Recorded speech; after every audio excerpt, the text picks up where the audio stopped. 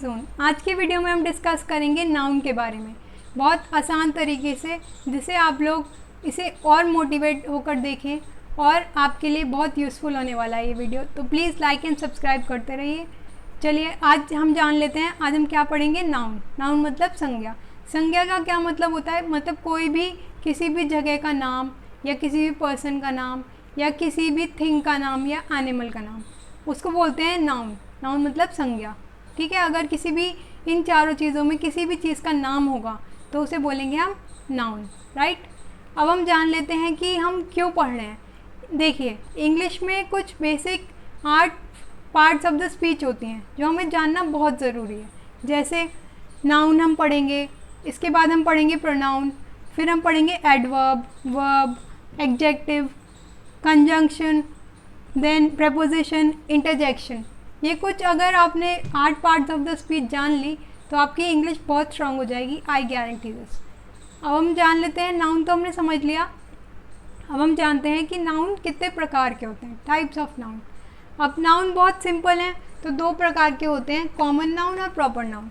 Common noun मतलब जातिवाद, मतलब बहुत सारे लोगों को एक साथ इकट्ठा कर दिया, एक ग्रुप बना दिया और कॉमन तरीके से बोलने लगे।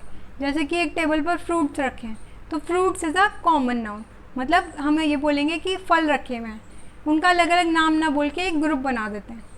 उसके अलावा प्रॉपर नाउन मतलब कि हम उसे स्पेसिफिक कर देते हैं, नाम से बोलेंगे, राइट। अब इसमें एग्जांपल क्या हो सकते हैं? जैसे एक क्लास में बहुत सारे स्टूडेंट्स बैठे हैं, छात्र छात्राएं बैठी हैं, तो हम उनका नाम ना बोल के ये बोलेंगे स्टूडेंट्स बैठे हैं। अगर स्टूडेंट्स बोलते हैं तो कॉमन नाउन, अगर हम उसे इंडिविजुअली उनके नाम से बोलते हैं तो ये हो गया हमारा प्रॉपर नाउन। अब कॉमन नाउन जो है वो भी 3 पार्ट्स में डिवाइड किया गया है फर्दर, जैसे कलेक्टिव नाउन, अब्स्ट्रैक्ट नाउन और मटीरियल नाउन। कलेक्टिव नाउन मतलब कि जैसे ऊपर बताया कि एक ग्रुप को ही बोलते हैं, लेकिन यहाँ पर कुछ एक्सेप्शंस हैं। कलेक्टिव मतलब बहुत सारी चीज़ों को एक साथ इकट्ठा कर लिया। फॉर एन एग्जांपल आर्मी बहुत सारे लोगों की होती है, लेकिन हम इस ग्रुप को सिंगुलर मानेंगे अगर वो कलेक्टिव वर्क कर रहे हैं, मतलब इकट्ठा वर्क कर रहे हैं, सब एक साथ मिलजुल के वर्क कर रहे हैं, तो हम उन्हें क्या मानेंगे? सिंगुलर। और अगर वो इंडिविजुअली काम कर रहे हैं, मतलब बहुत सारे लोग अपना अलग अलग काम कर रहे हैं, तो हम उनसे प्लूरल मानेंगे, मतलब बहुवचन की तरह मानेंगे। अब हम बात कर रहे थे एब्स्ट्रैक्ट नाउन क्या होता है। एब्स्ट्रैक्ट नाउन मतलब होता है किसी भी क्वालिटी पे डिपेंड करना। अब ये एडजेक्टिव या वर्ब पे भी डिपेंड कर सकता है। कैसे होते हैं ये? जैसे यहाँ पे कोई वर्ड ले लेते हैं, फॉर एग्जाम्पल अगर कोई वर्ड है ओबे, उसमें वाई से एंड हो रहा है, तो हम उसे चेंज कर देंगे ABLE, ये हम उसके एंड में लिख देंगे। जैसे हेरिडिटी, अब हेरिडिटी वाई से चेंज हो रहा है, लास्ट एंड हो रहा है, तो हम एंड में क्या कर देंगे? ABLE, हेरिटेबल बना देंगे। जैसे वर्ब होगा तो यहाँ पे अगर एंड हो रहा है वाई से, तो हम उसे क्या चेंज कर देंगे? ENDCE। तो ओबीडियंस, ओबे का ओबीडियंस, हेरिडिटी का हेरिटेबल। उसके बाद बात कर लेते हैं मटीरियल नाउन की। अब मटीरियल नाउन क्या होता है? मटीरियल नाउन वो होता है जिस भी चीज़ से वो बना होता है। फॉर एग्जाम्पल कि कैश क्रॉप, मतलब cotton is a cash crop, तो कॉटन एक कैश क्रॉप है, कैश क्रॉप से बना है कॉटन, मतलब जो रुई होती है वो एक कैश क्रॉप होती है जो हम खा नहीं सकते, उसे कैश क्रॉप बोलते हैं। तो यहाँ पर हम कभी भी ए एंड द यूज़ नहीं करेंगे, उससे पहले यूज़ कभी नहीं होगा। जैसे अगर बोलेंगे the cotton is a cash crop, तो ये गलत हो जाएगा। कभी भी ए एंड द यूज़ नहीं करना जिस भी चीज़ से वो बना हुआ हो। अब हम बात कर लेते हैं नंबर की। नंबर के हिसाब से अगर देखें, नंबर के हिसाब से जैसे एक वचन, बहुवचन, सिंगुलर या प्लूरल, लेकिन इसमें भी कुछ एक्सेप्शंस हैं। पहले इसका एग्जांपल जान लेते हैं। सिंगुलर मतलब कि एक चीज़ कोई भी, और अगर प्लूरल हो जाएगी तो उसमें एस लगा देंगे, बहुत सारी चीज़ें हो जाएंगी, एक से ज़्यादा हो जाएंगी। अब इसमें एक्सेप्शंस क्या है? जैसे पेयर ऑफ स्पेक्स, अब हमारा एक चश्मा है तो एक, लेकिन 2 चीज़ों से बना हुआ है, तो हम उसे क्या, हाँ, सिंगुलर मानेंगे या प्लूरल मानेंगे? तो याद रखिए इसे हम सिंगुलर मानेंगे, एक मानेंगे। इसके अलावा बहुत सारे सब्जेक्ट्स होते हैं, जैसे मैथ्स, हम कभी भी ये नहीं बोलते मैथ्स बोलेंगे। सब्जेक्ट्स को हमेशा सिंगुलर माना जाता है, जबकि एंड हो रहा है एस से, लेकिन सिंगुलर मानेंगे। इसके अलावा जैसे न्यूज़, हम ये नहीं बोलेंगे न्यू, कोई भी समाचार होते हैं तो न्यूज़ से ही एंड होते हैं, सिंगुलर मानेंगे। इसके अलावा सिंगुलर हमेशा इज़ की फॉर्म में दिया जाएगा, और प्लूरल मतलब कि हम कन्वर्ट कर देंगे आर में, जैसे there are so many things, right. और प्लूरल में जैसे पेयर ऑफ सीजर्स है तो वो एक कैंची जैसे एक है, लेकिन हम उसे हमेशा प्लूरल मानेंगे।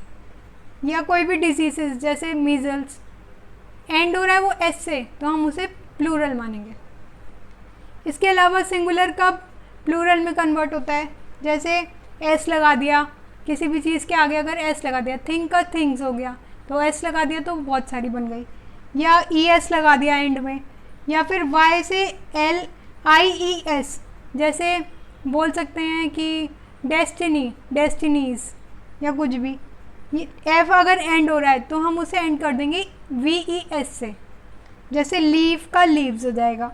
और अगर जैसे वुमेन है तो वुमेन का वुमेन ही रहता है, लेकिन उसमें अंदर चेंज होता है, जैसे WOMEN कर देंगे, AN की जगह EN कर देंगे। तो ये हमारा बना सिंगुलर से प्लूरल।